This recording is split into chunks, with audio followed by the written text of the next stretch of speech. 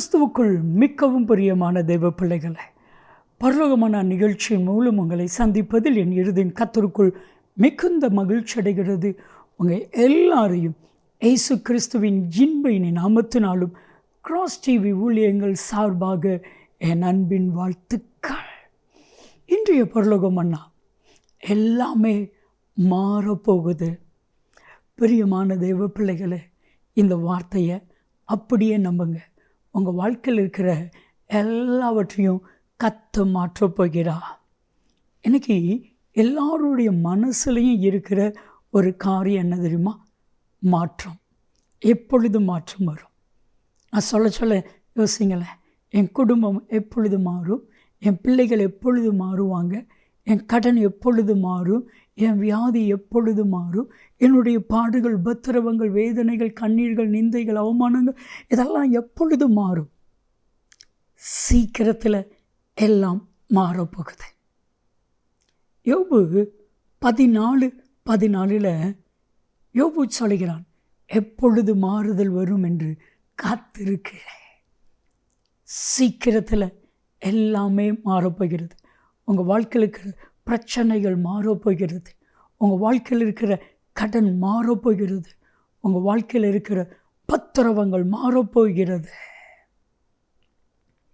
கிறிஸ்துவுக்குள் மிகவும் பிரியமான தெய்வ பிள்ளைகளே, மாற்றம் இது நம்மளால் முடியாது.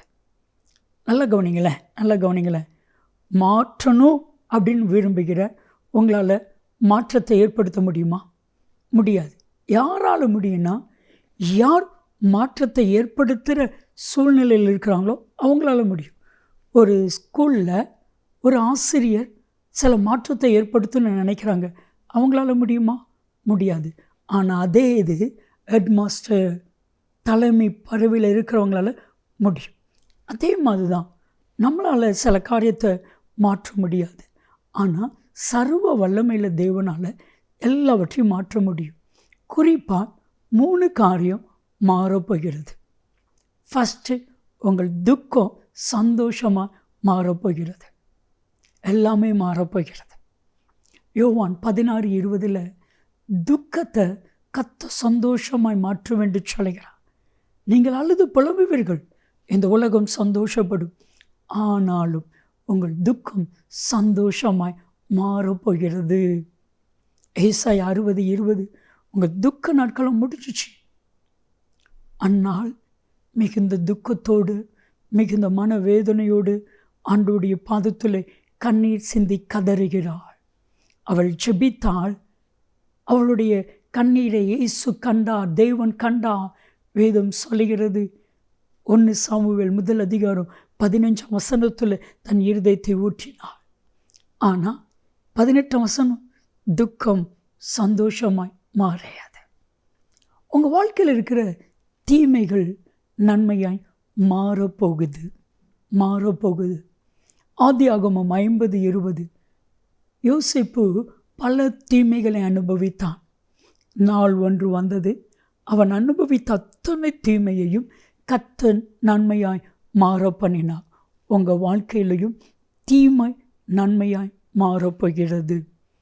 தடைகள் வழிகளாய் மாறப்போகிறது.